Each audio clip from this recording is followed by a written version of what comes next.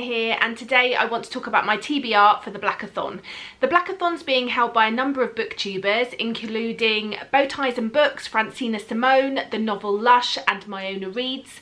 And this is a readathon that is focusing on both Black and LGBTQ books. Jessie was saying that they were really excited in June to be looking and reading and just immersing themselves into the LGBTQ books and culture, but that given recent events, there's also another element that they wanted to think about, and that is being a Black LGBTQ person. And in honour of Tony McDade, a Black trans man recently killed by police, these booktubers have decided to do a Blackathon on Juneteenth, which I have to admit I didn't know anything about, and I have since watching Jessie's video gone and researched this so that I understand a bit more the implications and the importance of this particular date for this 48-hour readathon. The Juneteenth is the oldest nationally celebrated commemoration of the ending of slavery in the USA. It dates back to 1865, when on the 19th of June, Union soldiers, led by Major General Gordon Granger, landed in Texas with news that the war had ended and that the enslaved were now free. This readathon is taking place starting on Juneteenth, so June 19th, and it is a 48-hour period to be concentrating on reading books with Black LGBTQ characters. When Jessie went through their TBR and their sort of suggestions of books, I had quite a few on my shelf, and I thought this is the perfect opportunity to get to those ones. So I'm just going to tell you the ones that I'm planning on reading here. I'm hoping to get through at least 2, if not more, and I'm going to try and read for 24 hours, maybe 12, maybe 24 is a push.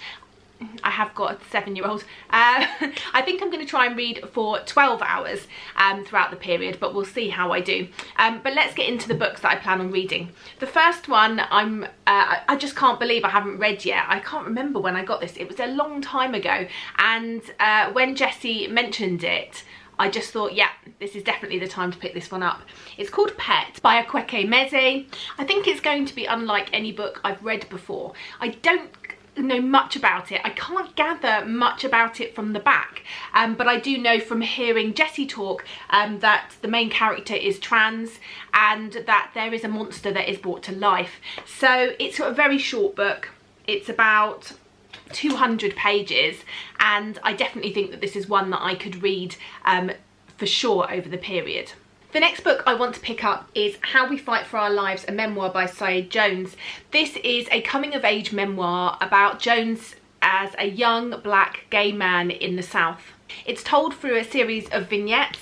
It's quite a short book, again only sort of 200 pages, but it follows Jones, I believe, from sort of boyhood all the way up to adulthood, looking at family relationships, lovers, friends, race, queerness, power, vulnerability, lots packed into this small book, and I've heard amazing things. I believe Jones is a poet, and I often find, although personally I don't respond well to poetry, that a poet, when they write a novel, I love the imagery and the poetic language that's used.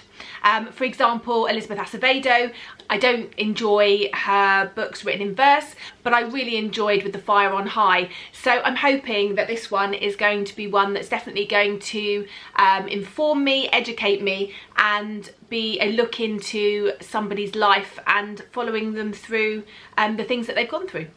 If I manage to get through those, which I'm hoping I will, because that's not too much of a push, I want to start this one. I very much don't expect to finish this one during the readathon, but who knows, you know, maybe I'll just gobble it up. But this is one that Jessie mentioned and they said that they loved. So I think it's time that I picked up The Starless Sea by Erin Morgenstern. Apparently the main character in this is a young gay Haitian man, and the story is an adult fantasy about this man finding these doors to different worlds, one of them being the Starless Sea.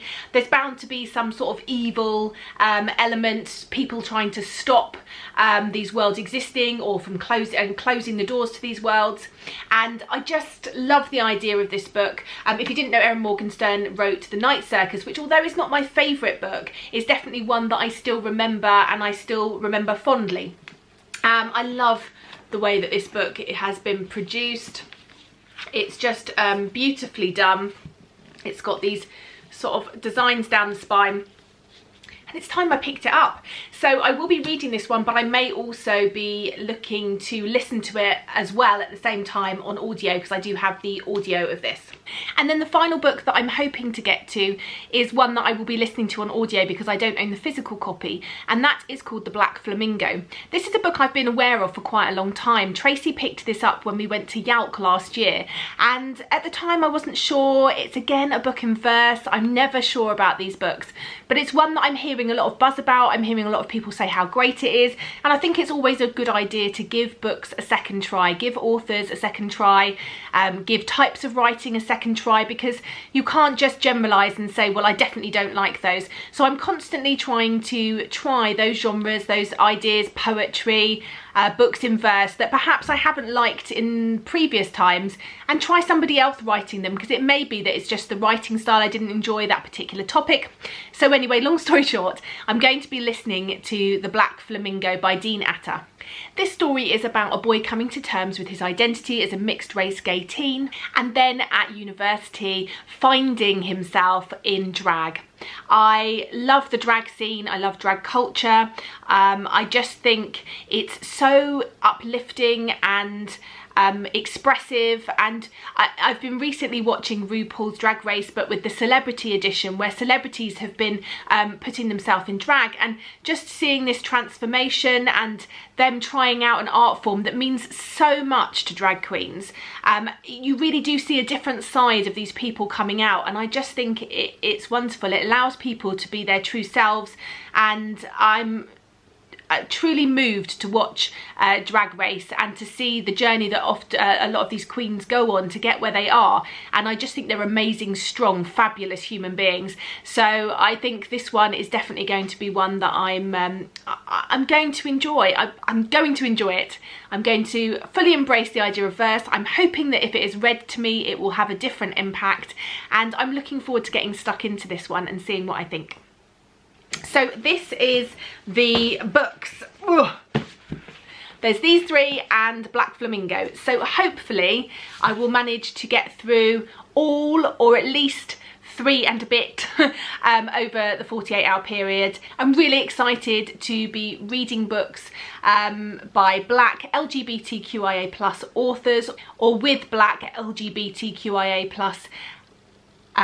protagonists. So let's get stuck in. Hopefully you're all going to be taking part 2. It would be really great if loads of us were taking part, and then we can sort of talk about the books that we've read. I may vlog the experience, mainly because you're all going to see how tired I am, but also so I can tell you all about the books. But if I don't vlog the time, then I will definitely be wrapping this up and letting you know how I get on. So that's it from me, and I look forward to speaking to you soon. Bye for now, BookTube.